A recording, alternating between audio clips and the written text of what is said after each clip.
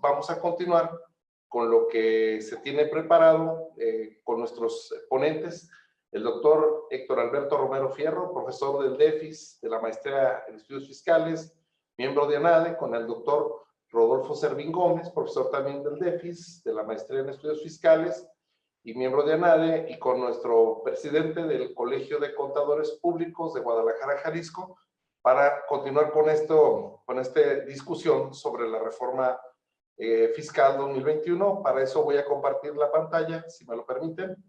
Un segundo. Ok. Perdón, si me puede habilitar privilegios para compartir la pantalla, por favor, Sebastián. Un segundo. Perfecto.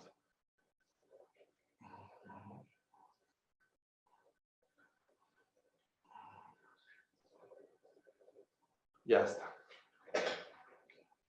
Básicamente, agradecemos también a todos los patrocinadores, organizadores del evento, las revistas que nos apoyan, las organizaciones de la barra de abogados, ANAFINET, ANADE Jalisco, el Colegio de Contadores, así como los patrocinadores Thomson Reuters, Peña Palafox, y la coordinación de la maestría en estudios fiscales, la maestría en finanzas, contando como comité y presidente del comité organizador al departamento de impuestos que preside el maestro Sergio Sánchez, quien le agradecemos que tradicionalmente haya continuado con este evento magno de reformas fiscales, y también al director, al maestro Marco Antonio de Asa Mercado. Bueno, continuamos entonces con la cuestión que se va a discutir en estos momentos, para lo cual, bueno, también anunciamos la conferencia para el día de mañana, que será a las 4 de la tarde, que se tocarán en la primera parte de la exposición las cuestiones de reformas fiscales a ley del impuesto sobre la renta, ley del impuesto al valor agregado, y en el cierre la parte del Código Fiscal de la Federación. Hoy concluiremos con los criterios generales de política fiscal para los efectos de la ley y el presupuesto de ingresos, que, como lo señaló el maestro Tonatiuh, se siguen discutiendo, como bien lo dijo el doctor Héctor Romero, con 30,000 reservas, con muchos problemas, pero bueno, pues yo inicio, voy a dar el contexto general sobre la cuestión de qué es lo que se está viendo en los antecedentes generales sobre un capítulo que se lo dedicaron a la economía global, al COVID, a los impactos que tuvo esta, sí, y a los efectos de las finanzas públicas. Bien lo señaló el maestro Tonatiuh, los contextos de salud, los panoramas, las perspectivas, y en su paquete que se envió al Ejecutivo para su discusión, estos fueron los puntos que se integraron a detalle: el panorama, la política fiscal, la política de responsabilidad hacendaria, la política de ingresos, la política de gastos, política de deuda pública, el escenario macroeconómico, a decir del gobierno federal,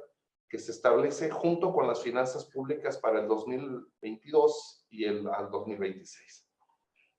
¿Cómo ven y qué perspectiva tienen para la evolución económica en esos segmentos y estos anexos que son importantes para el efecto de la estructura que se estaba planteando? En términos generales, pues ocurre en el documento que los envían una justificación donde dice que eso es muy diferente a los años anteriores, que se da una reflexión más profunda, cuando en la práctica que estamos escuchando a un coordinador de una fracción parlamentaria como es el maestro Tonatiuh, que no es tal análisis, no se están dando tampoco en la medida de la prudencia las cuestiones económicas y las cuestiones recaudatorias. Bien, ahorita como se hicieron estos señalamientos en las gráficas que estamos exponiendo, ellos tenemos en la actualidad, en el 2020, una contracción del Producto Interno Bruto de -8. Entonces, se estima crecer al 4.6%, lo cual contradice, porque si se disminuye un 8 y se crece un 4, estamos teniendo una diferencia aritmética de -8 más 4, tendríamos que crecer casi el equivalente, imagínense, al 14%. Pues, ¿qué economía puede crecer al 14%?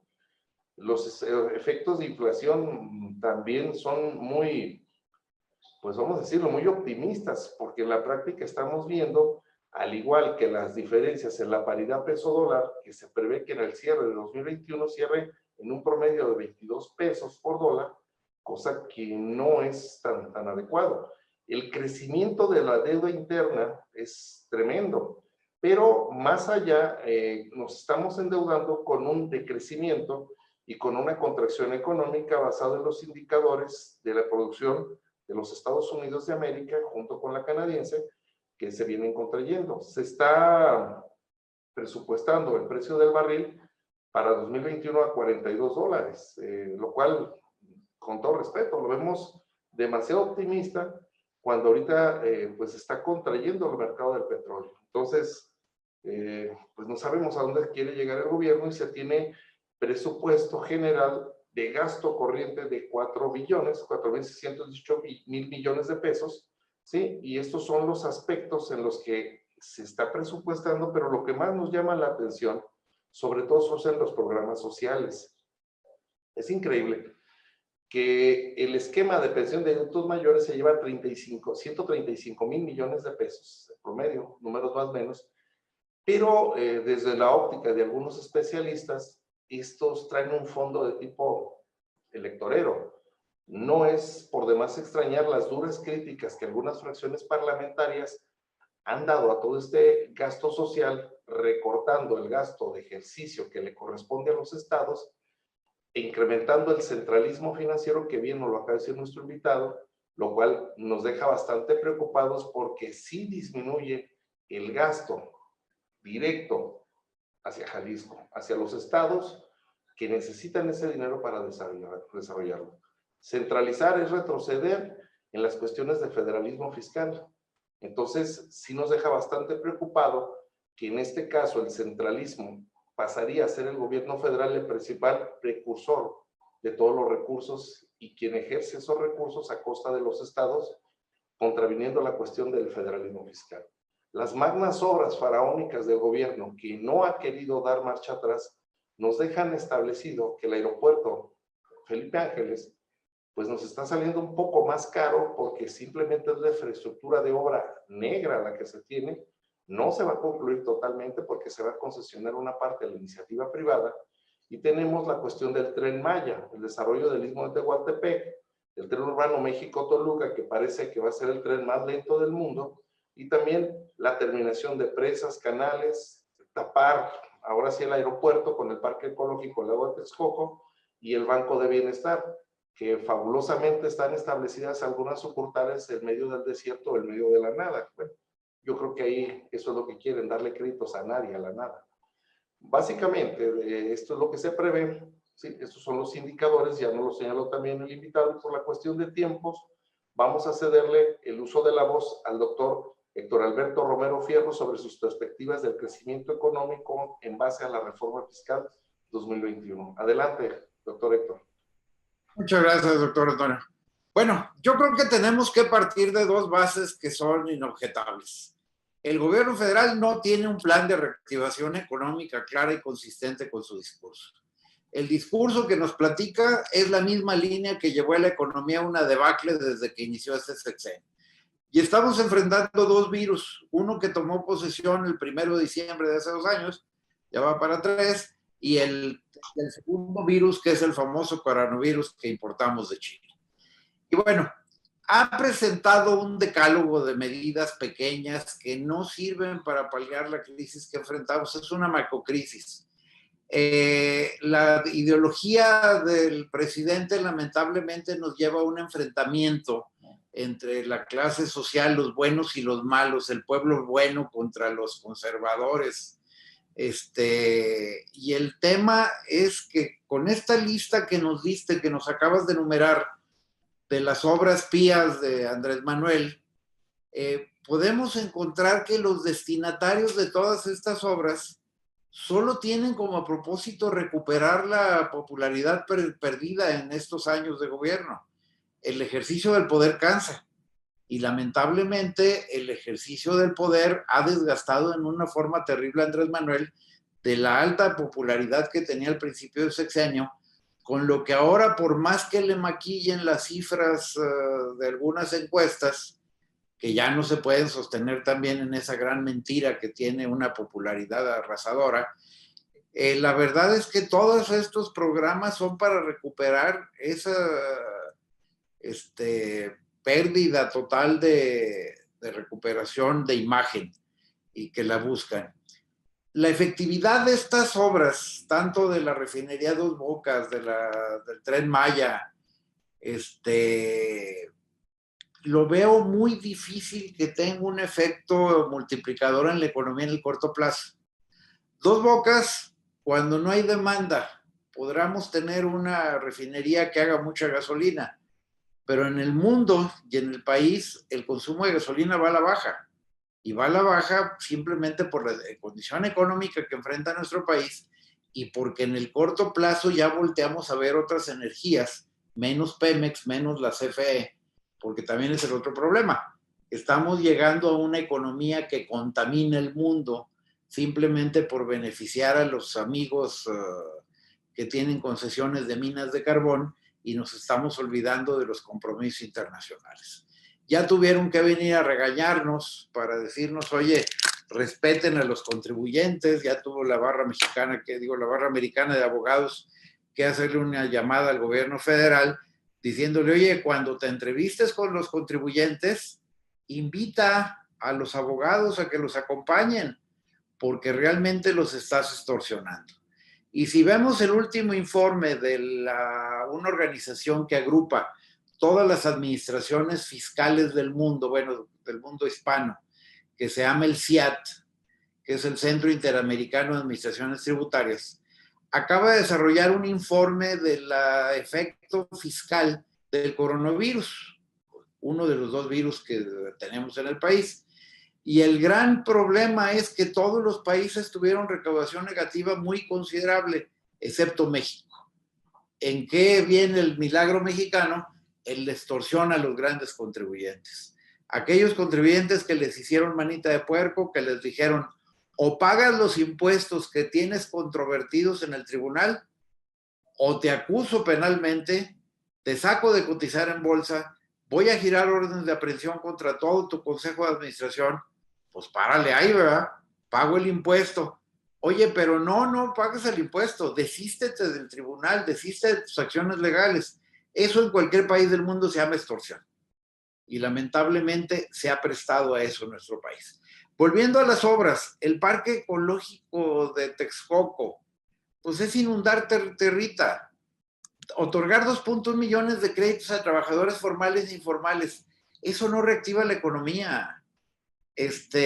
Recortar los sueldos y ahora el aguinaldo, la compensación navideña, donde se dan cuenta que legalmente no lo pueden hacer, y entonces sacan el decreto diciendo, pero ustedes funcionarios públicos son bien buena onda, dónenlo a esta bonita causa que es la cuarta transformación. Yo creo que estamos en la calle, el peso le tenemos que estar inyectando una fortuna para mantener un índice cambiario del peso mexicano mantenido artificialmente.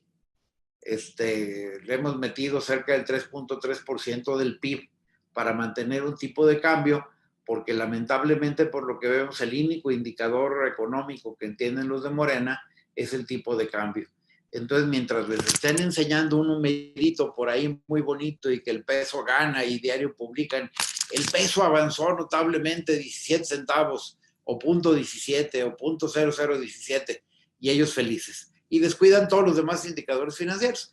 Yo creo que lo único que podemos recomendar es que lean a Keynes y que recuerden cómo hicieron para salvar la economía de la gran recesión de hace un montonal de años, principios del siglo pasado, y entonces veremos que lo que está haciendo el gobierno es exactamente lo contrario a lo que se tenía que hacer. La magnitud del problema monetario es enorme. Apenas empezamos a ver la punta del iceberg de lo que generó el COVID, de lo que viene generando desde que tomó posesión el otro virus, el virus AMLO, como le llamo yo, o el virus malo, como realmente se debe definir, y las medidas sanitarias tampoco le funcionaron. Yo creo que la oposición tiene una gran salida gracias a este desfase económico. Apostaron a la inmunidad de rebaño, tanto Estados Unidos como México, no les funcionó. Apostaron a que saliera la vacuna antes de tiempo, no les funcionó. Ya cayó el loco de allá, vamos a ver cuándo caen otros locos al sur de la frontera. Ese sería mi comentario inicial de cómo veo la economía y no veo trazas de que en el programa económico mejore esto. Adelante. Héctor, bueno, muy claro, muy coloquial, y voy a ceder el uso de la voz al contador público certificado, Jaime Enrique, para que desde la óptica de la contaduría pública de Jalisco, que es de las mejores del país, pues nos dé su opinión sobre la cuestión de los paquetes económicos y de las láminas, lo que hemos visto en estos momentos a partir del comentario del maestro Tonetut. Adelante, contador Jaime, por favor. Muchas gracias, doctor Antonio. Y en una primera instancia agradecer, para mí es un honor regresar a mi alma mater y poder participar en este tipo de eventos. Pues mira, nosotros, ¿qué es lo que vemos? Digo, coincido en muchos de los puntos de vista del doctor Héctor Romero Fierro. Creo que esos datos que nos están mostrando son datos muy optimistas, eh, tal vez poco alcanzables, y más porque ponemos de referencia datos que al día de hoy ya no son reales, ¿no? Hacemos, por ejemplo, una comparación con el índice inflacionario de un 3% y con una expectativa de un 3.6%, cuando el día de hoy ya tenemos un 4%, y que son de los indicadores que a mi muy particular punto de vista considero que son, ahora sí que como usando palabras del propio ejecutivo, pues parece que tienen otros datos, ¿no? Yo les digo normalmente en las charlas que la mejor forma de medir la inflación es con el gasto que le damos a la señora. Si va al súper y compra lo mismo que el mes pasado, y si realmente le tengo que subir la mesada un 3% o un 10% o un 15%, ¿no? El tema del precio del petróleo, pues no hay que irnos muy atrás, ¿no? En este mismo año se lo achacan a la secretaria de Estado, a la Secretaría de Energía, pues que hubo un tiempo donde valía más un barrilito de cerveza que un barril de petróleo. Entonces, creo que esos son temas que nos deben de servir de parámetro para poder pasar una proyección a lo que viene hacia el año que viene, y más que estamos inmersos en una pandemia de la cual aún todavía no podemos salir, ¿sí?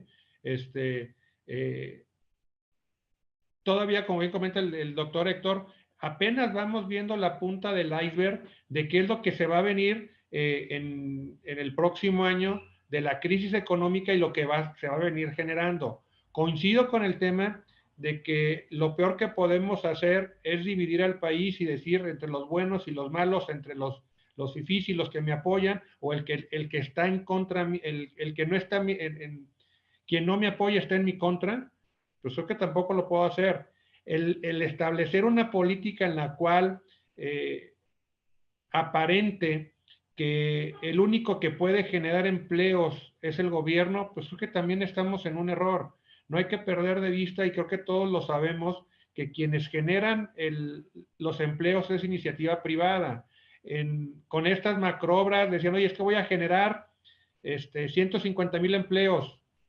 Sí, ¿y cuántos se han perdido? Se han perdido millones de empleos, y los jóvenes que van saliendo de las universidades, o algunos que tienen la necesidad de incursionar en el campo laboral, pues lo que buscan es precisamente oportunidades, y no oportunidades donde el propio gobierno lo que está haciendo es reducir el número de burócratas. Entonces, oye, si yo necesito menos gente para operar y no le doy incentivos a la iniciativa privada para que ella sea la que se encargue de generar los empleos, pues entonces estamos en un círculo vicioso.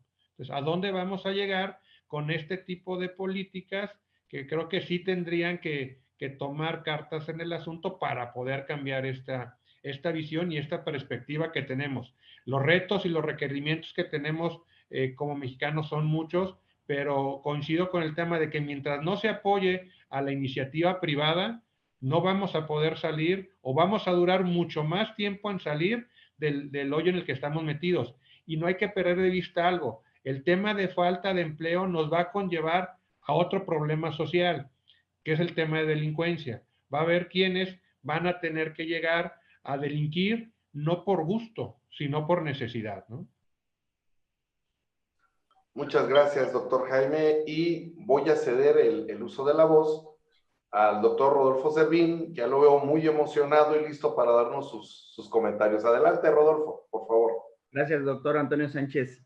Bueno, primero déjame comentarte que en esta primera intervención, ¿cómo vemos esto que tanto lo compartió el maestro Tonatiuh como ahorita en las láminas que nos hiciste favor proyectar?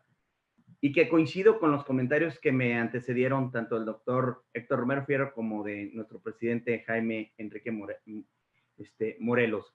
Pero yo creo que hay que señalar algo y yo quisiera destacar o hacer énfasis en dos cosas. La primera, cuando vemos la introducción, cuando vemos este programa de presupuesto de egresos, nos damos cuenta que se establece algo que todos entendemos y es lo que esperábamos.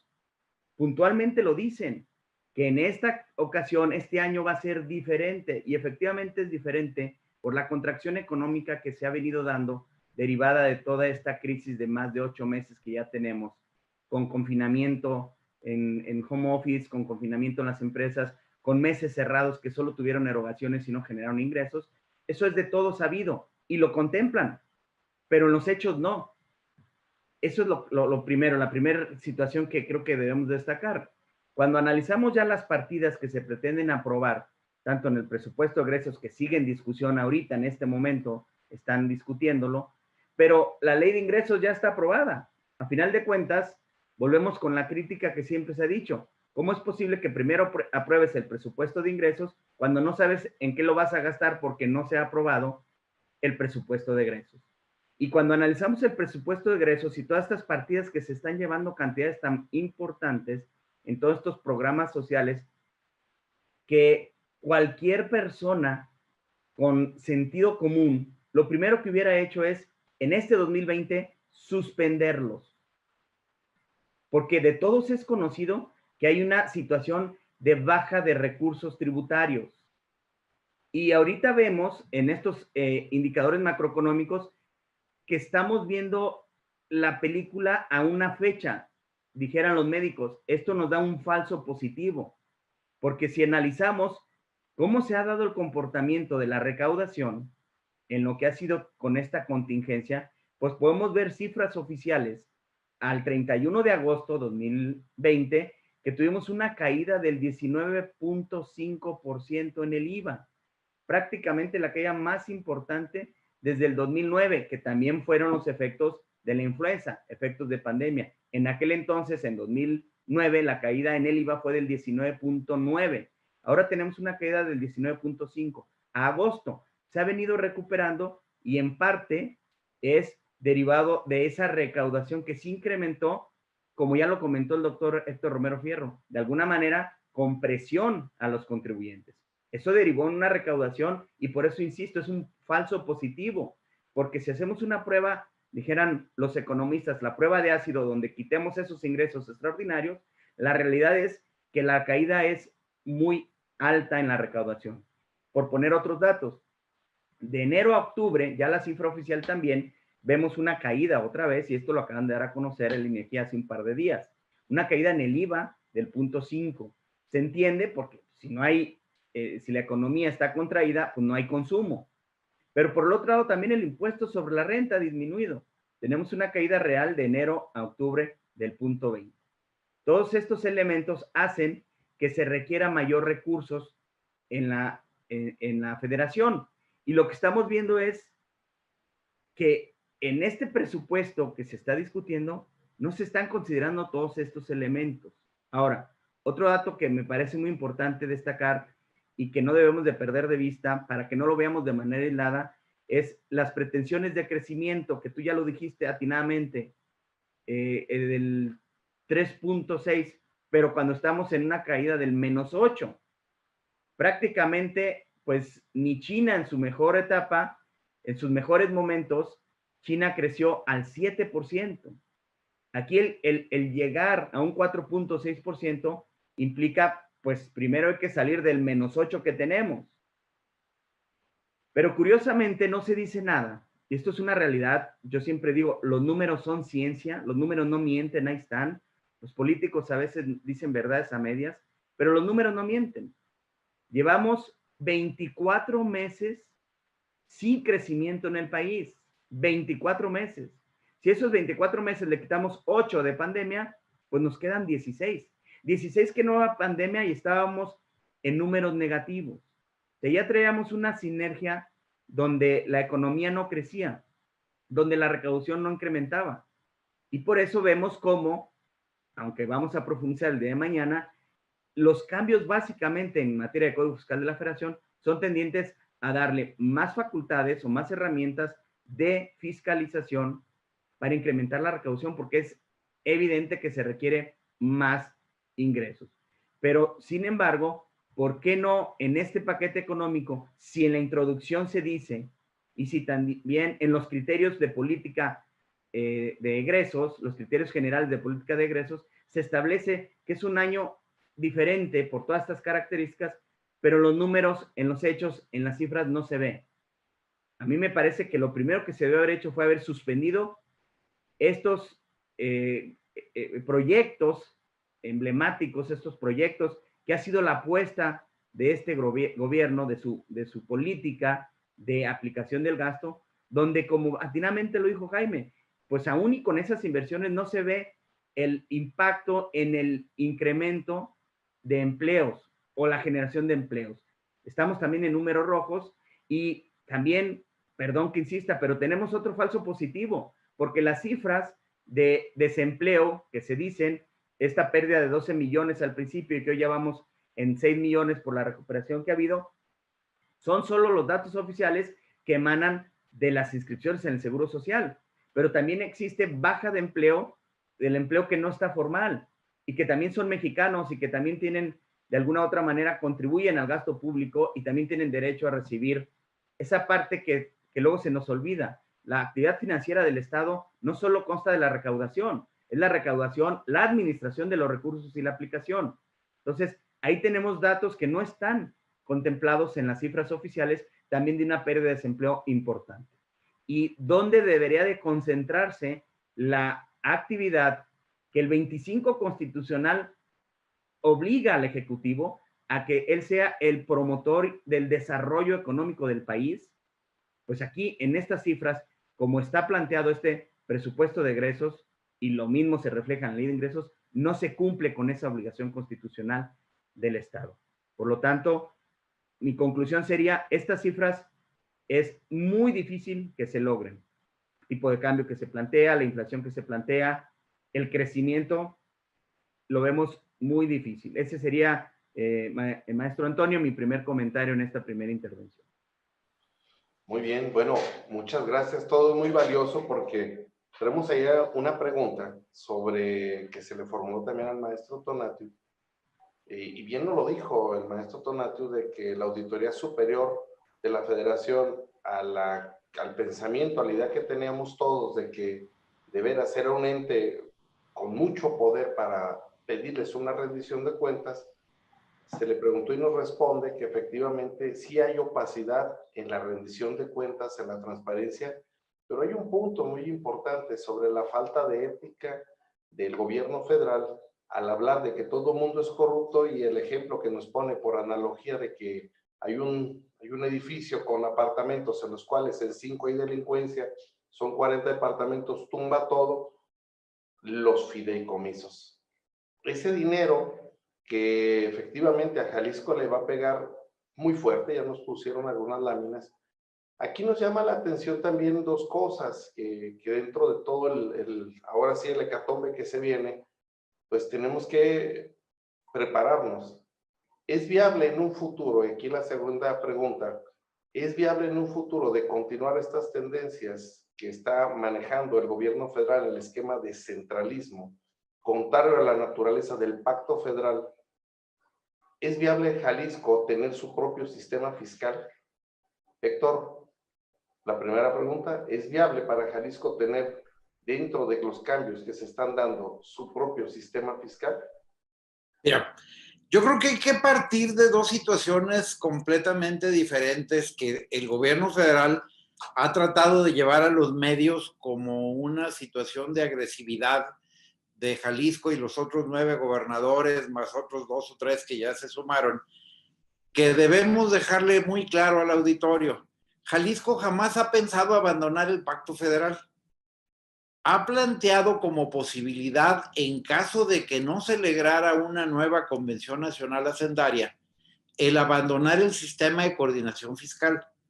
El sistema de coordinación fiscal fue algo al que se adhirió Jalisco y otros estados para efectos de evitar en muchos casos doble tributación. Recordemos que la Constitución mexicana nos permite que haya 3 potestades tributarias: la Federación, los estados y los municipios o la Ciudad de México.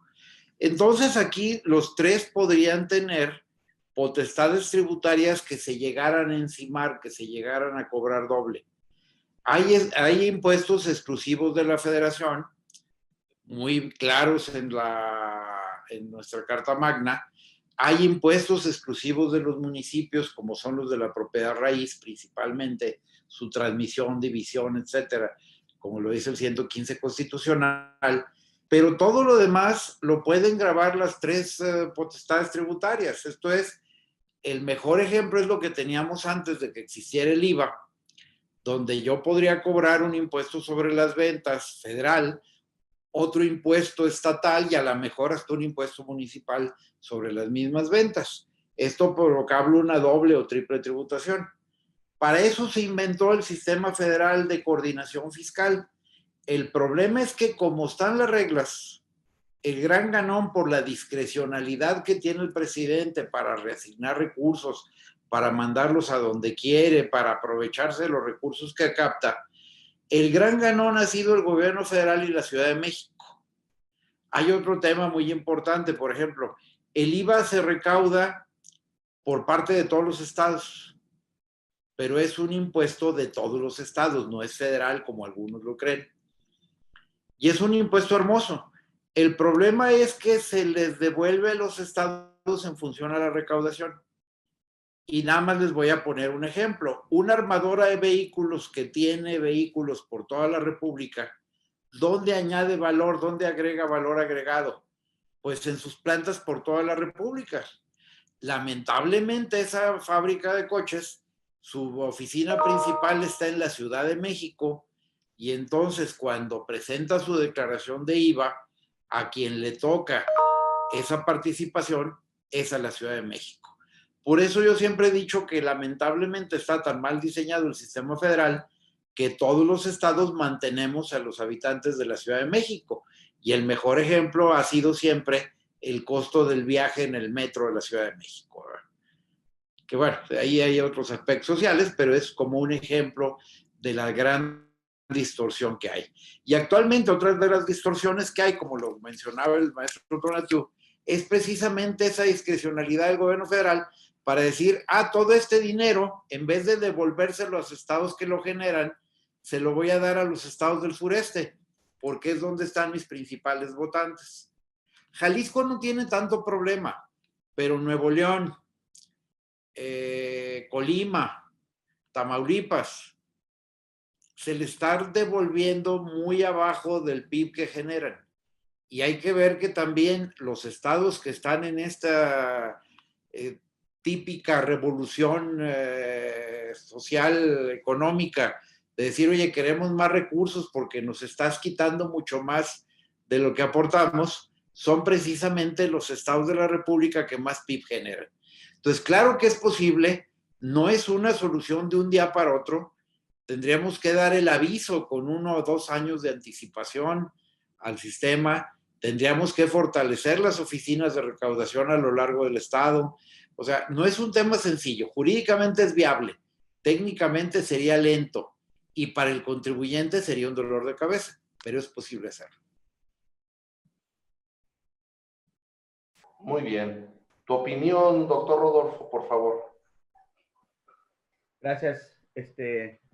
Bueno, pues coincido con todo lo que dijo Héctor. Yo creo que abarcó todas las aristas de salirse del sistema de coordinación fiscal, y lo digo así para diferenciarlo del pacto federal, porque ahí se ha distorsionado mucho. No quiero insistir en algo que ya se dijo, pero no se trata, para ser muy puntuales, de sacar los 10 estados del estado mexicano y crear otro país, otro estado, ¿no? No es eso, aunque así lo han querido distorsionar en algunos de los foros.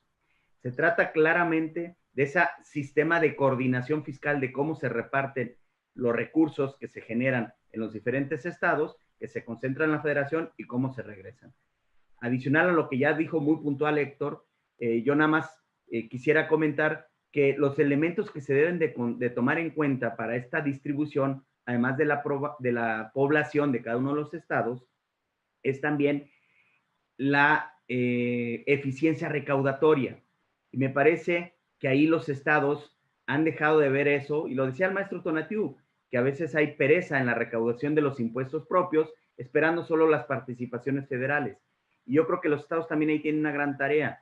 Si son más eficientes en cuanto a su recaudación, es uno de los parámetros de una fórmula un poco compleja, pero ahorita para nuestro auditorio tratar de ser muy puntuales, pues es uno de los elementos que juegan, además de la población que tiene cada estado, la eficiencia recaudatoria. ¿Cuánto recaudan de impuestos propios estatales, impuestos municipales, el servicio de recolección de basura, el tema del sistema intermunicipal del agua, el CIAPA? Toda esa recaudación, según la eficiencia, te dan más votos o más puntos a la hora de la distribución proporcional.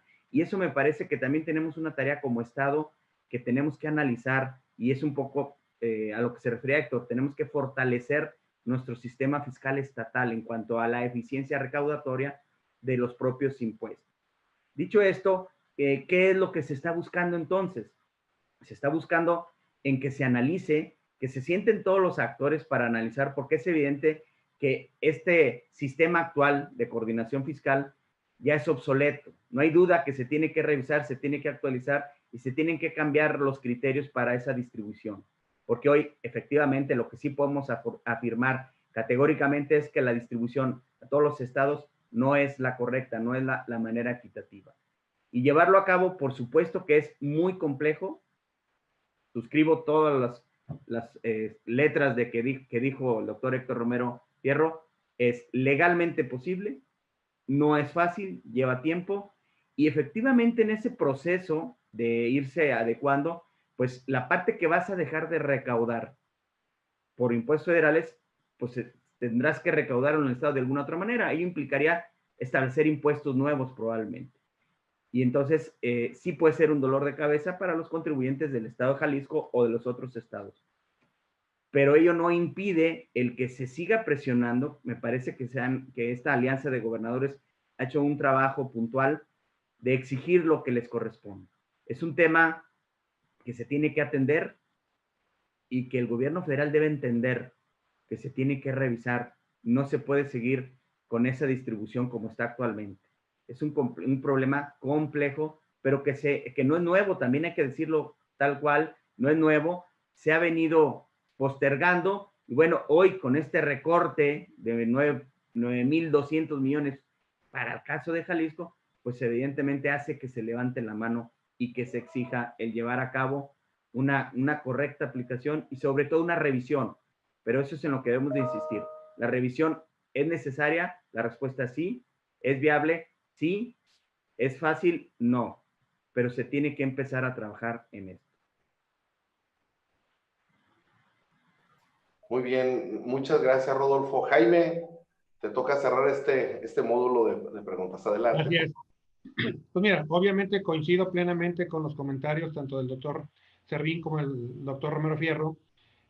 Sí, yo también coincidimos en el tema de que es viable, sí, muy complicado también, o sea, es muy complicado el tener que fortalecer, el establecer nuevas dependencias con nuevas facultades para poder generar estos mecanismos de recaudación y que a final de cuentas lo que se está buscando es una mayor, una distribución más justa del presupuesto para beneficio de los contribuyentes o de los habitantes del estado de Jalisco, ¿no? Y hay que analizar si esta salida conlleva, como ya lo han comentado Rodolfo y el doctor Romero, una creación nueva de impuestos y que quienes pagarían los platos rotos precisamente serían los contribuyentes del estado de Jalisco o de estos 10 estados, ¿no? Entonces, sí pero estoy completamente de acuerdo en el tema de que hay que levantar la mano, probablemente no llegar al tema de salirse de una manera definitiva de este Sistema Nacional de Coordinación Fiscal, pero sí pugnar porque la fórmula en la cual se distribuyen los recursos se modifique, ¿no? Ya Rodolfo hacía mención de algunos elementos que se deben de considerar dentro de esta fórmula para la redistribución, mover, coincido también con el tema de que los mayores beneficiados son los de la Ciudad de México, pero también no hay que perder de vista que muchas veces los estados del sureste, que es a donde se redirecciona, son los estados con una mayor pobreza. Creo que el hecho de darles no ayuda. Hay que ponerles o hay que enseñarles ahí está la parábola del pescador, no hay que darles el pescado, sino hay que enseñarles a pescar, y creo que es lo que tendremos que hacer hacia el sureste, ¿no? Pero, insisto, yo coincido plenamente con lo comentado por Rodolfo y con el doctor Romero, de que sí es posible, legal y jurídicamente, es tardado también, ya lo comentamos, es tardado, que es viable, es lo mejor que le puede pasar al Estado de Jalisco y a estos 10 estados, es lo que tendremos que evaluar, si es lo que más le conviene, o más bien es lograr que se puedan llegar a esa mesa de diálogo en la cual se restablezcan y se reformule la forma en que se distribuyen los recursos al resto de los estados. Jaime, muchas gracias. Y tenemos dos participaciones. Angie Pérez dice, nos pone un contexto, dice, después de la caída en el PIB, en el siguiente ejercicio se da un efecto rebote. Pues sí, puede ser posible. Eso ocurrió en las crisis del 94 y 2008. Así también lo estiman algunos países europeos, aunque eso dependerá de la eficacia de la vacuna anti-COVID-19. Bueno, ahorita les pido su opinión. Y otro, podemos transitar a la distribución. En Estados Unidos, donde el gobierno pone un IVA y el Estado otro porcentaje, por ejemplo, California 4 y la Federación 3.8, pero tiene una mejor distribución. Creo que sí coincido con Martín, nada más que hay que decir una cosa a Martín Álvarez.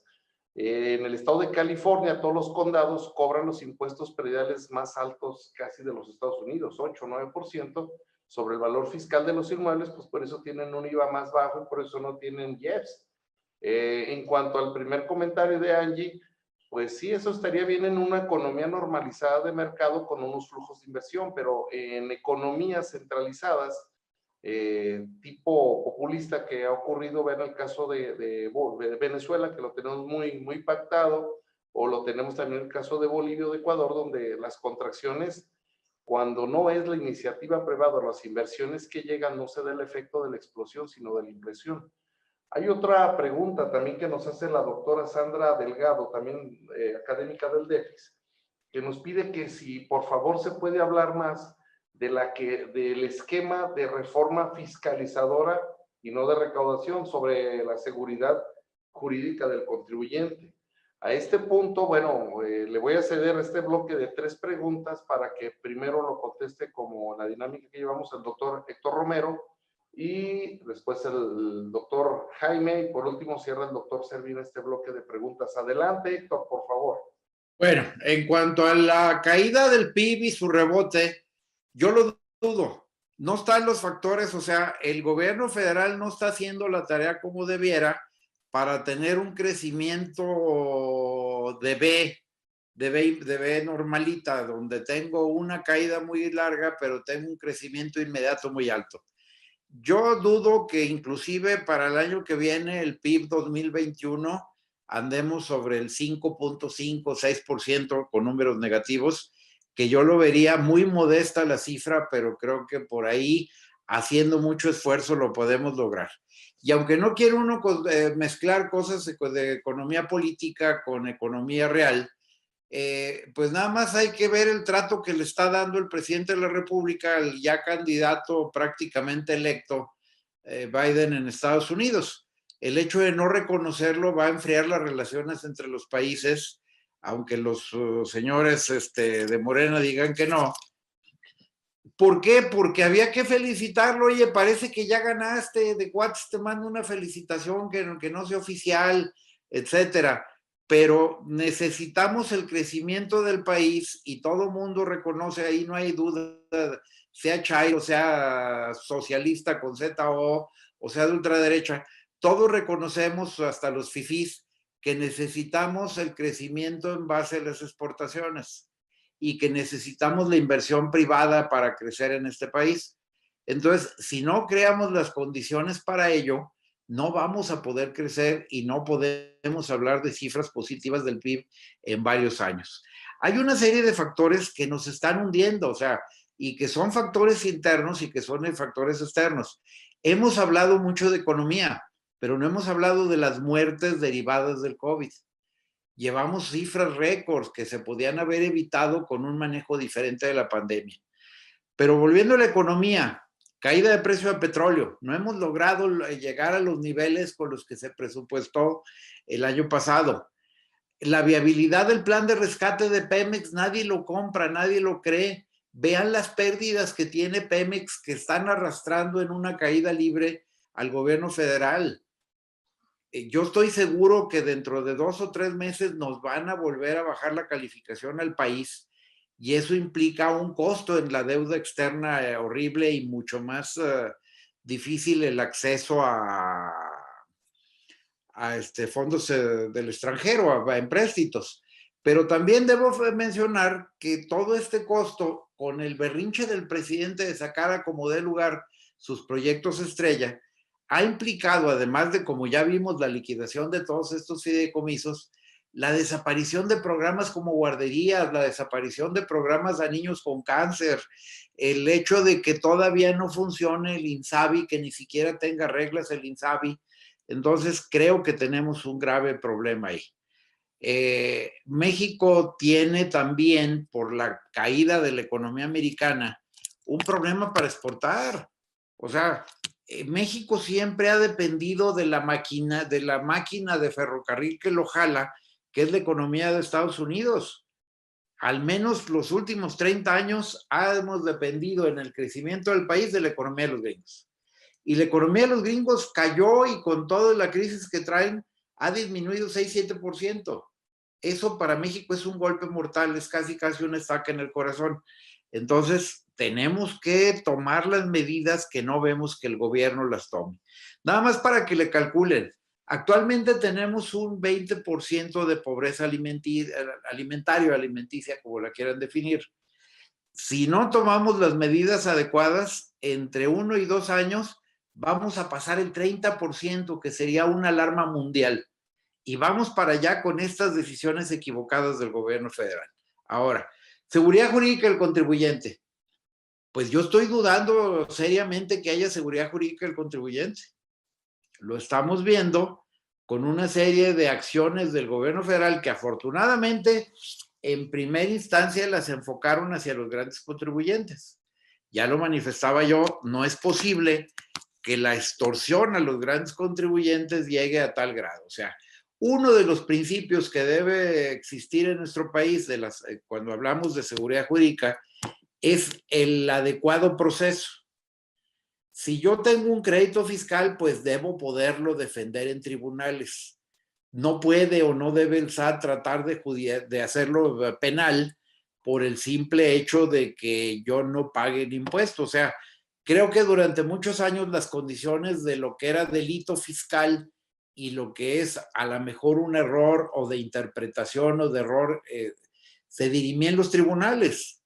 Pero ahora que quieran todo hacerlo delito, y me voy a referir mañana al tema de la reforma para cuando vengan y me hagan una estimación supuestamente por falta de razón de negocios, pues esa es una estimación dogmática que nos podemos pelear el SAT y yo, y a lo mejor nos peleamos en tribunales, pero que quieran dar a este aspecto una connotación penal, como si de veras estuviera yo defraudando, como si yo estuviera utilizando herramientas de dolo, de mala fe, cuando simplemente yo realicé un negocio en el que obtuve un beneficio y que ahora el SAT me lo viene a objetar porque va a decir que tuve un beneficio fiscal superior al financiero. Creo que ahí hay mucho que cortar, pero el debido proceso es básico. Yo insisto que además de que el tema de que sea por un error de nuestro constituyente, el aspecto del derecho humano, de la presunción de inocencia, no debe ser para materia penal, debe ser también para la materia administrativa. O sea, que el SAT me demuestre que yo no cumplí adecuadamente con mis obligaciones fiscales. Y al revés, es más, tengo un documento en original que instruye a los auditores del sistema de administración tributaria del servicio a que traten a los contribuyentes como verdaderos evasores, hasta que en el curso de la revisión demuestren que no lo es o que no lo son. Imagínense qué nivel para dar esas instrucciones, dónde queda la presunción de inocencia y dónde quedan todos los derechos humanos que deben tutelar esa relación fisco-contribuyente, que debe ser de confianza, que debe ser de una relación donde yo tengo obligación de cumplir, pero tú también, SAT, debes creer en mí. Y si tienes dudas, hazme una visita domiciliaria respetando todos los cánones de la visita domiciliaria, y si no estamos de acuerdo, déjame ir a la defensa a tribunales. Aunque tardes años en cobrarme, me está costando. Voy a pagar con actualización, voy a pagar con recargos, voy a pagar con multas. Entonces, cree en el contribuyente SAT y no por recaudar espantes la inversión privada en México. Ese sería mi comentario. Adelante, Jaime, por favor. Sí, gracias. Mira, en cuanto al tema del rebote en el crecimiento del Producto Interno Bruto, digo, creo que hace una comparación con el tema de 94, pero creo que un punto muy importante a diferencia de, pues es precisamente el tema de la pandemia, ¿no? En aquel entonces probablemente era solamente un tema de una recesión, una crisis económica, donde hoy en día, adicionalmente a esa recesión, a esa crisis económica, traemos un tema de la pandemia. Y es una pandemia que afecta no solo a México, sino a nivel mundial. Y como bien comenta el doctor Romero Fierra, nosotros dependemos mucho de las exportaciones. Mientras no tengamos y no se reactive la economía a nivel mundial, va a ser muy complicado que ese rebote se dé de esa manera. Yo también coincido que va a ser muy poco probable el tema que lleguemos a números positivos, y más por lo que ya hemos comentado, ¿no?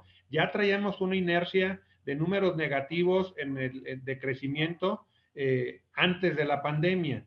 Esto vino a agravar la situación y no veo la forma en la cual mágicamente iniciando o en el transcurso del 2021 podamos revertir esta situación, y más porque todavía estamos, como bien comentaba el doctor Antonio, a expectativa del resultado de la vacuna.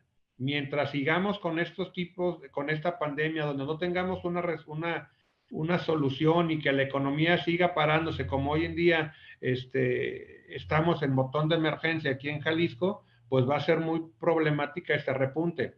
Vamos a depender también mucho de nuestro socio comercial número uno, que es Estados Unidos, que también esa señal de no reconocer a un virtual ganador, pues creo que también nos puede llegar a tener consecuencias, ¿no? Entonces, tenemos que hacer y fortalecer, y si bien es cierto, se firmó y está en operación lo del TEMEC, pues hay que sacarle provecho, pero este tipo de señales creo que no abonan en nada a que este crecimiento o a estas posibilidades u opciones que tenemos para salir del bache en el que estamos, que son de las que nos tenemos que agarrar, en vez de fortalecerlas, de alguna forma las debilitemos con este tipo de acciones, ¿no? Hay que fortalecer muchas industrias, igual comentamos, hay que alentar la inversión extranjera dentro de México. Esa posición de seguir salvando a Comisión Federal de Electricidad y a Petróleos Mexicanos, creo que esa cerrazón no nos va a llevar a buenos términos, y tampoco ayuda, ¿no? Esa cerrazón al uso de energías limpias, que como bien comentan, ese tipo de acciones son lo que desalientan, la inversión extranjera, ¿no? A nivel global, lo que se está buscando precisamente es buscar otras formas de energía que sean renovables, que no dañemos al planeta, y pareciera ser que vamos hacia atrás. Vamos tratando de usar ese tipo de energías cuando no lo tendrían que hacer. Entonces, yo también coincido con el tema de que va a ser muy poco probable que ese rebote, como nos mencionan, se dé y se dé en el próximo año, ¿no? Creo que no están las condiciones ni estamos haciendo las cosas que deberíamos de hacer para poder reactivarlo. Yo te lo mencionaba hace un momento. A quienes tenemos que ¿quiénes son los que van a hacer que ese número negativo se convierta en positivo? Es precisamente el sector empresarial, ¿no? Y hablando sector empresarial, tanto los grandes, pero más que nada al pequeño y mediano empresario, que son quienes en porcentaje tienen el mayor número de generación de empleos y de generación de recursos. Entonces, mientras no tengamos un apoyo directo hacia este tipo de sectores, va a ser muy complicado el que ese crecimiento lo tengamos en números positivos para el próximo año. En cuanto al tema de las reforma para que le da facultades a la autoridad, también yo coincido plenamente con los comentarios del doctor Romero Fierro, pero también lo comentamos hace un momento, ¿no? El punto importante es, le estamos dando más herramientas de fiscalización a la autoridad. ¿Para fiscalizar a quién? Para fiscalizar a la base de contribuyentes que tenemos hoy en día. ¿Qué tendría que estar haciendo la autoridad? También creando programas en los cuales se incremente el número de contribuyentes, que se incremente esa base contributiva y que no solamente el contribuyente cautivo sea quien tenga que estar aportando parte de su sueldo en los impuestos para el gasto público, ¿no? Todos estamos obligados a contribuirlo, entonces tendríamos que buscar esquemas en los cuales se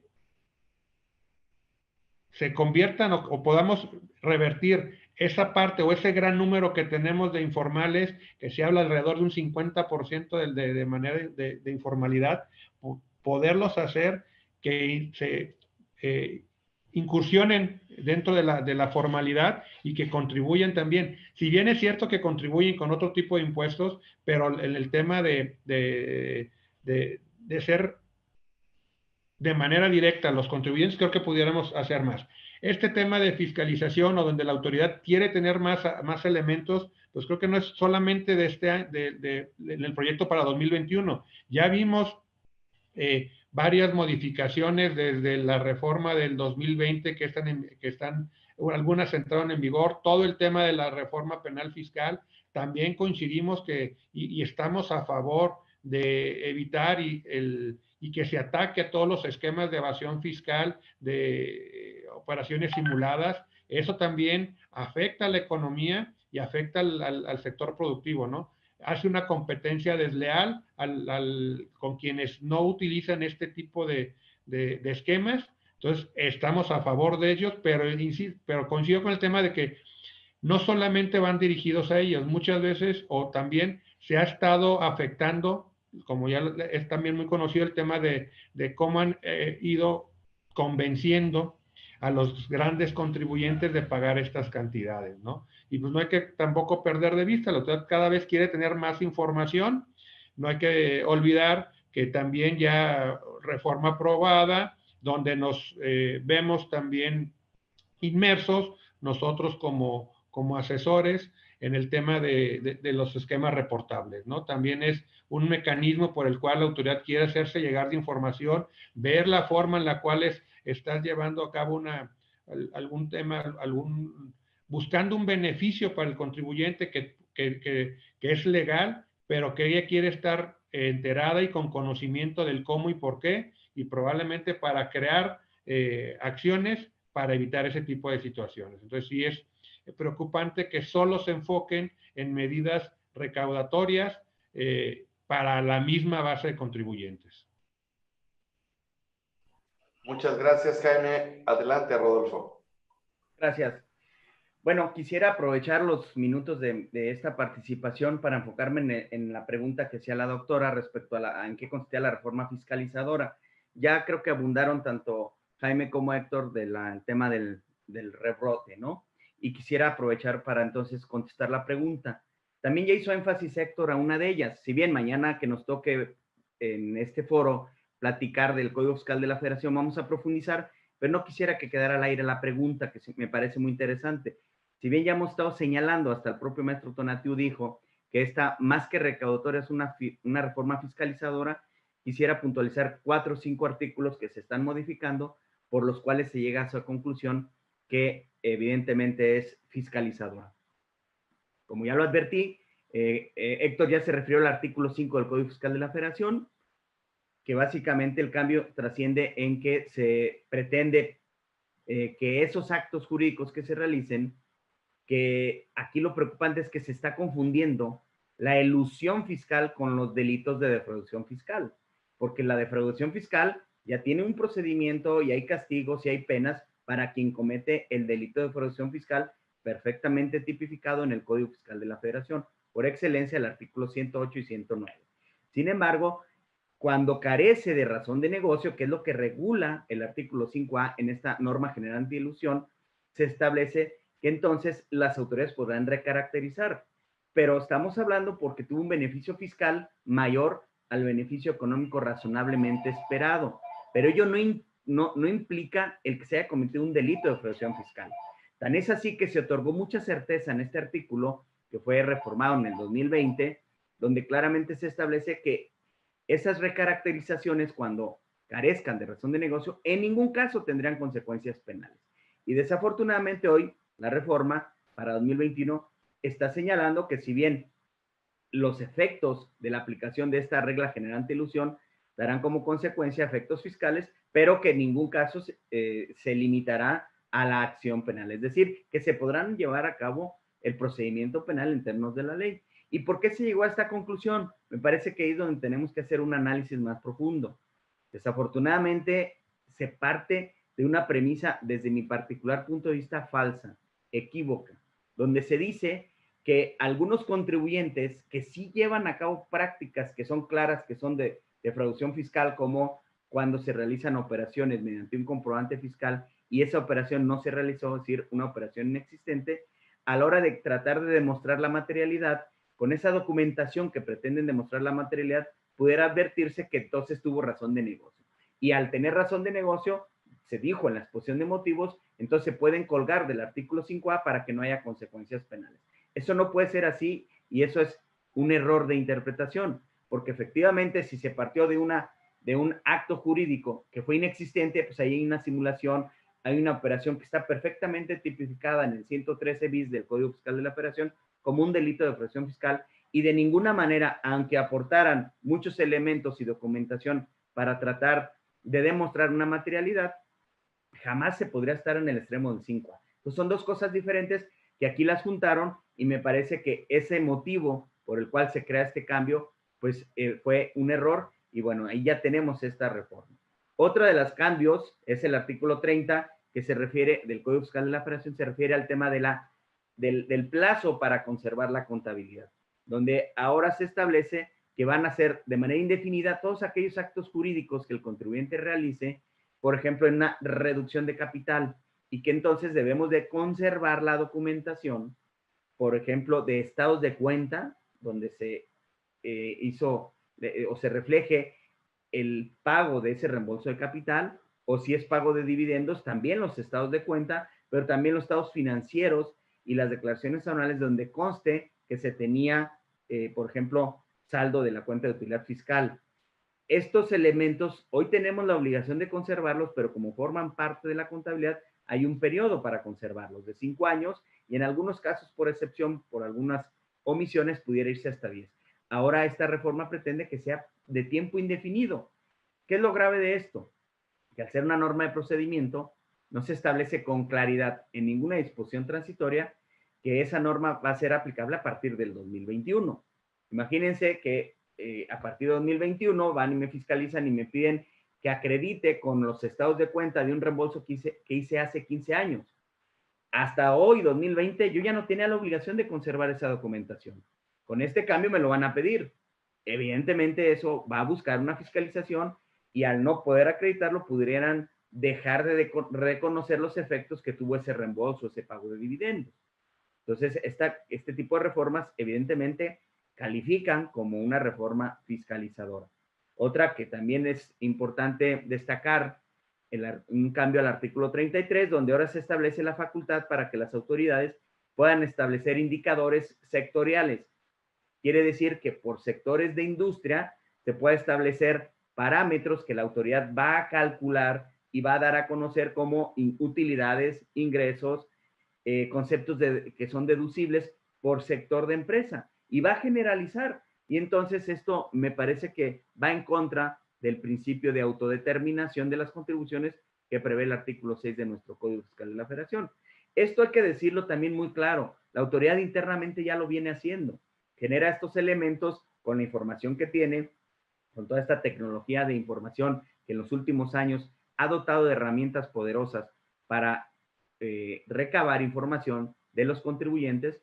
La autoridad ya hace sus modelos de riesgo, donde establece por sectores más o menos cuánto es el impuesto que debe estar pagando cada empresa, cuánto es el ingreso que debe estar declarando, y en función de eso establecer en un análisis comparativo, que lo puede hacer vía electrónica, sin la necesidad de trabajo humano, y eso le permite abarcar un gran número de contribuyentes con este elemento de riesgo. Eso lo hace internamente, pero es un procedimiento interno para efectos de poder programar una revisión a un contribuyente, y a la hora de revisar, pues ya se verá cada caso particular, sus hechos, sus elementos, para ver si efectivamente la percepción de la autoridad era que había una omisión. Ahora, al establecer en código, cambian radicalmente, porque si bien ya lo venía usando ahora, tiene la facultad y va a parametrizar y simple y sencillamente va a establecer, imaginémonos el sector farmacéutico. Si va a comparar grandes contribuyentes que son más eficientes, que pueden generar mayores utilidades, mayor rango de pago de impuestos, a compararlos con una industria pequeña, mediana o industria familiar, que sabemos que en México el 95% de la industria es familiar, pues evidentemente no tienen la misma eficiencia, no tienen la misma maquinaria y no van a coincidir esos parámetros. Si toma el parámetro de mayor eficiencia con un grande contribuyente y lo quiere comparar con un pequeñito, pues ahí es donde vamos a tener problemas, porque ahora sí, como ya va a estar en el 33 de código, va a poder ejercer una fiscalización directa. E incluso pudiera llegarme a notificar vía buzón tributario en una auditoría electrónica ya una cantidad líquida de diferencias a pagar, ¿no? Por eso advertimos que este también es otro claro ejemplo de reforma fiscalizadora. Y por último, de todas maneras vamos a comenzar, como ya lo dije, mañana, cuando analicemos Código Fiscal de la Federación, pues el artículo 14 me parece que también, sin duda, el cambio que se autorizó, que ya se aprobó, pues es evidentemente que la tendencia es fiscalizadora. El artículo 40 del Código se refiere a las medidas de apremio, los aseguramientos, por ejemplo, de cuentas bancarias, de bienes, donde ahora se incluye a los terceros relacionados con el contribuyente, sin especificar de manera clara a cuáles terceros se refiere. Puede ser un proveedor del contribuyente que debe impuestos y entonces el embargo precautorio o el aseguramiento de bienes, si no alcanza con los bienes del contribuyente, pues hasta una tercera parte van a poder ir a embargarle al proveedor. Eso me parece un extremo, ¿no? Entonces, ahí tenemos, contestando la pregunta de la doctora, elementos de cómo es evidente que esta reforma, particularmente al Código Fiscal de la Federación, simple y sencillamente es fiscalizadora. Hasta aquí mi comentario en esta intervención, doctor Antonio. Bueno, ya nos vamos al último bloque. Hay dos comentarios que nos realizan. Dice Martín Ochoa, dice, ¿de veras será pereza? Dice, porque él hace una referencia de que son las dependencias federales las que más dinero le deben al CIAPA por la cuestión de derecho de suministro de agua. Pues entonces aquí estamos hablando que el gobierno federal le debe, pues en este caso, una dependencia, aunque sea centralizada del gobierno. Y otra vez Angie Pérez hace un comentario. La salida de Jalisco del pacto fiscal es posible, pero no viable. Bueno, su opinión, ¿verdad? Respetable. El gobierno estatal tiene un largo historial de pésimo recaudador. No coincido totalmente comparado con quién, y despilfarrador del gasto. Pues si lo comparamos con el gobierno federal en la actualidad, pues creo que Jalisco se queda corto, pero bueno, es su opinión, muy válida. Los contribuyentes jaliscienses no permitirán el cambio en el sistema tributario local. Bueno, quién sabe, esto es muy subjetivo, no creo que tenga tanto elemento para afirmar, pero bueno, respetable su opinión. Maribel Acevedo Virgen, una pregunta en cuanto a la posibilidad de abandonar el pacto fiscal del gobierno federal, es salirse del sistema de coordinación fiscal, que es el instrumento jurídico en la distribución de ingresos del presupuesto. Pretender un pacto federal es salirse del sistema de gobierno que rige México en una república federal y que la integran los estados, y entiendo que no es una república centralista. Bueno, pues a ver, efectivamente, o sea, en esas cuestiones sí es una situación de llamar la atención que, a ver, si Valentín Gómez Farías viviera, si Juárez viviera, ¿qué le estuvieran diciendo a nuestro actual presidente? Pues no se peleó porque se volviera a la Constitución de 1836 para centralizar. Y si Santana viviera, de veras que estaría en el gabinete, pues básicamente de nuestro presidente. A ver, con tanta gente que hay estudiada aquí en este panel y con tanta gente que nos está escuchando, que han estudiado bastante las cuestiones de federalismo fiscal, bueno, vamos en sentido contrario a todo lo que hemos estudiado en los últimos 40 años. Efectivamente, existe un pacto fiscal, ese sistema de coordinación de distribuir los ingresos y que los ricos le den a los pobres, lo veo fabuloso. El problema es que el Estado, fuera y violando toda normatividad existente, está centralizando el dinero. A mí me llama la atención el comentario de la compañera que hace el señalamiento de que el Estado es pésimo recaudador. Si escuchó al diputado federal, maestro Tonatiuh Bravo, el ejercicio fiscal 2019, más exactamente el 56% del gasto ejercido por el gobierno federal, no ha sido justificado a la fecha. Entonces, está complicado. También de Jalisco, creo tener elementos de que sí han aprobado todas las cuentas públicas, que han salido, pues si no bien, no mal, pero no creo que sea lo correcto afirmar esto. Con todo respeto, hay que ser un poquito más prudentes. Aquí hablamos de cuestiones que nos constan y qué mejor que trajimos como invitado especial, a un encargado de las comisiones de Hacienda o de las comisiones de presupuesto y gasto de la Cámara de Diputados, que como él lo señaló, directamente a la Auditoría Superior les da los datos y tenemos datos ciertos, fiables, confiables, verdaderos, y no los datos de una mañanera que salen a destruir todo esto. Hay bastante gente que apoya pues al presidente, cierto, es muy respetable. Yo no les llamo como ellos nos denostan a unos que son fifís, no, para mí todos son mexicanos, todas sus opiniones son valiosas, pero en el campo de la investigación fiscal se tiene que hablar con resultados y los resultados generan verdad y esa verdad es dolorosa para algunos o para otros. Lo que sí podemos ver es con estos números que tenemos en pantalla, pues que realmente generados por el propio gobierno a través de las bases del INEGI, estamos teniendo una disminución de crecimiento.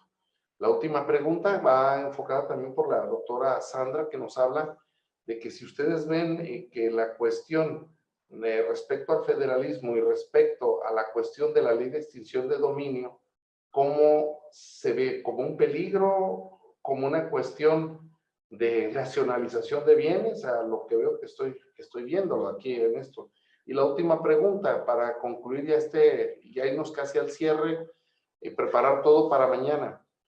Expectativas que se tienen básicamente para el efecto de la ley de extinción de dominio. ¿Para allá vamos? Respecto al federalismo fiscal. Héctor, adelante.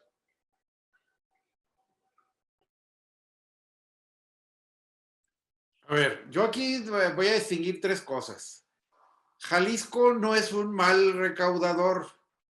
No recauda porque le dan las participaciones federales a las que tiene derecho. Entonces, todos los estados se volvieron pediches de sus recursos federales que les negaban la entrega y tenían que andar detrás del gobierno federal con la mano estirada. No tienen que ejercer sus propias potestades. Ahora, con la electrónica ya no es difícil recaudar porque ya no tienes que tener las grandes oficinas recaudadoras a lo largo del estado. Ya todo el mundo está acostumbrado a pagar impuestos a la federación vía electrónica. Lo único que tendría que hacer el gobierno estatal sería implementar una sana y robusta plataforma electrónica para el pago de los impuestos. Segundo, recaudar impuestos es fácil. La voluntad del legislador es la que importa al final de cuentas porque tienes una herramienta también de fiscalización para verificar ese equilibrio constitucional que me da por un lado el 31 fracción cuarta constitucional y me la da por el otro lado el 16 constitucional para ir a verificar que realmente pagaste bien, y esto sería adaptado al Estado. O sea, no nos tiremos al suelo, no por un tema político de defender o atacar al Faro, digamos que es fácil o difícil. Veamos, nuestro trabajo es técnico, debe ser técnico, debemos verlo desde el punto de vista técnico, y yo afirmo que sí es posible. Ahora, a nivel federal, lamentablemente el gasto está mal. Entonces, eso provoca el disgusto de los gobernadores, que no es un tema tampoco político y tampoco se trata de pelearse con el presidente. Es, oiga, señor presidente, vamos haciendo una nueva convención fiscal donde se establezcan otras reglas, ya son del siglo pasado aquellas reglas, y vamos ajustándolas a la realidad del siglo XXI, donde ya las reglas sean diferentes, donde el dinero se reparta más fácil, y sobre todo algo que tiene el federalismo mexicano muy malo, que gran parte de mucho dinero que recibimos de la federación, recuerden que viene etiquetado. Entonces, ¿dónde está el libre albedrío de los estados de la República para poder gastar su presupuesto como ellos quieran? O sea, no es que el dinero nos lo entregue la federación y digan, ahora el estado ahí está para que lo gastes.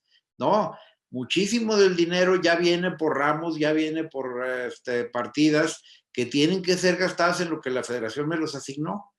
Entonces yo creo que eso es una parte también que a mí como Estado de la República me molestaría, porque ¿dónde está mi soberanía? A mí dame el dinero que me toca y que mi Congreso, a través del presupuesto de egresos del Estado, me diga en qué gastarlo, pero no saludes con sombrero ajeno. Hoy, por ejemplo, lo estamos viendo con 2 calles que hay que pavimentar, que curiosamente le ordenan a un presidente municipal porque le mandan el dinero etiquetado, pero resulta que son 2 calles donde hay gran influencia de Morena en la colonia. Y es una petición de los diputados de Morena para que le manden dinero etiquetado al gobernador para hacer esas calles. Entonces, pues creo que ahí es un uso político de los recursos públicos. Entonces, no nos asustemos por un tema técnico, es posible, jurídicamente se puede, no sería tan grave porque ahorita todo el mundo paga IVA.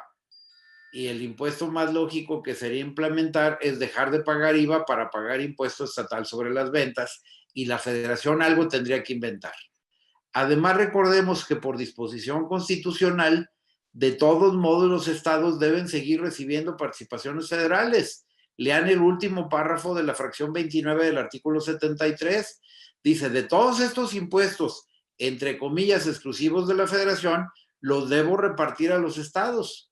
Entonces tampoco es cierto que yo de la noche a la mañana ya no vaya a tener ingresos, porque ahí están los principales impuestos: petróleo, gasolina, todos los derivados del petróleo,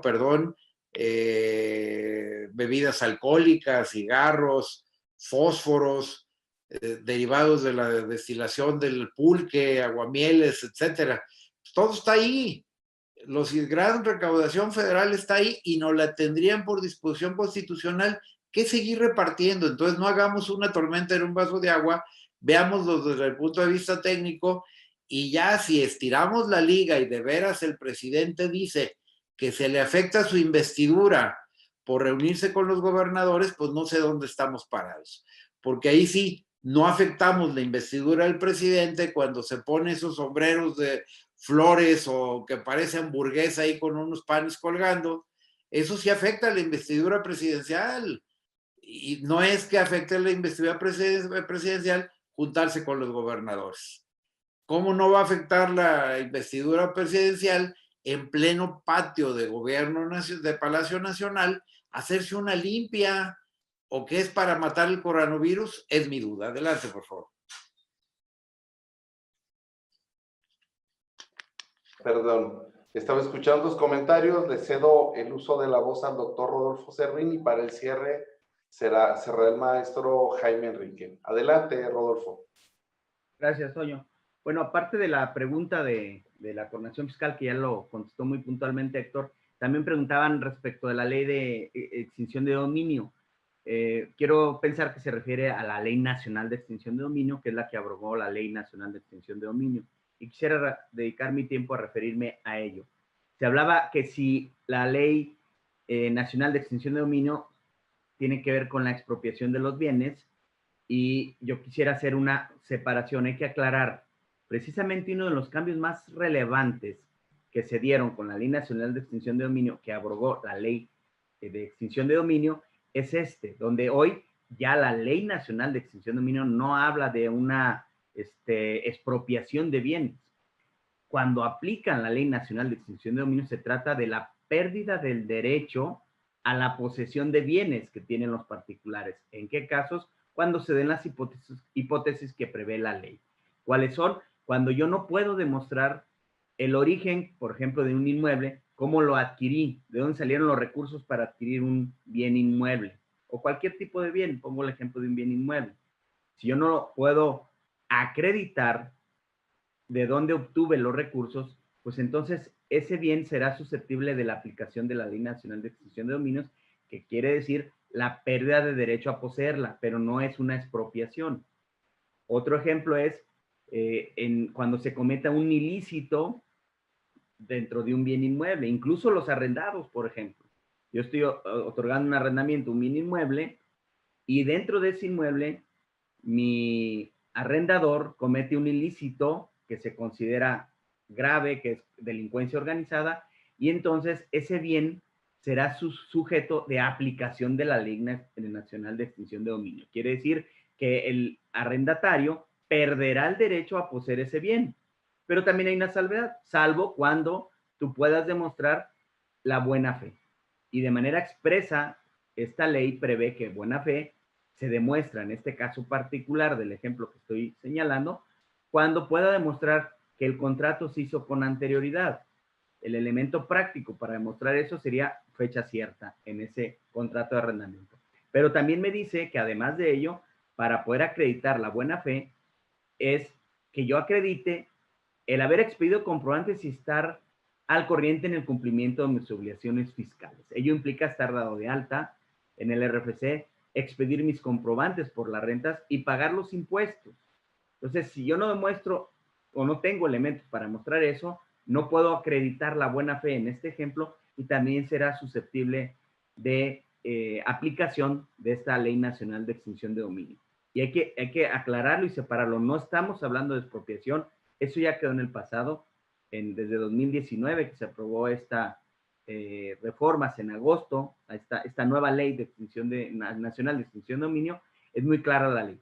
La aplicación implica la pérdida de derecho para poseer bienes, ¿no? Entonces, tenemos que entenderlo en ese sentido y al conectarlo con la materia fiscal, que es el análisis que estamos haciendo, pues esto implicaría que en algunos supuestos que la autoridad en el ejercicio de sus facultades determine que se cometió un delito de extorsión fiscal y que eso me lleve, por ejemplo, a un tema de delincuencia organizada, pues voy a poner en riesgo los bienes con los cuales esos recursos que me identificaron, con los cuales se cometió un delito de extorsión fiscal y caí en los supuestos nuevos de delincuencia organizada, pues entonces esos recursos no van a poder demostrar un origen lícito para haber adquirido esos bienes. En consecuencia, esos bienes serían susceptibles de la aplicación de esta Ley Nacional de Extinción de Dominio. En ese sentido va, la pregunta la hizo la doctora Sandra, entonces espero haber podido contestar esa inquietud respecto de esta pregunta. Muy bien, bueno, ya los tiempos nos están consumiendo. Vamos al cierre con el maestro Jaime, por favor. Adelante, maestro Jaime. Gracias. A mí nada más reiterar una precisión, porque creo que con la lectura que das de la pregunta, o sea, seguimos mezclando el tema del pacto fiscal, o sea, al salirnos de la federación con el pacto fiscal o salirnos del Sistema Nacional de Coordinación Fiscal, que son dos cosas completamente diferentes y creo que todos coincidimos y ya también lo mencionó el diputado Tonatiuh, o sea, son dos cosas distintas y se le ha dado, que se han estado, como se manejan como si fueran sinónimos, se ha confundido mucho de este tema, ¿no? Pero creo que el tema, y muy importante, y ya lo hemos mencionado durante el transcurso de la charla, pues es esa redistribución y coincidimos en que se tiene que modificar y tiene que hacerse esa redistribución. Lo que están pidiendo es lo que estos gobernadores o este grupo de gobernadores consideran que es justo para el Estado. Ya lo hemos mencionado también, esos diversos factores que se deben de considerar y tomar en cuenta para ese retorno de las cantidades que se recaudan.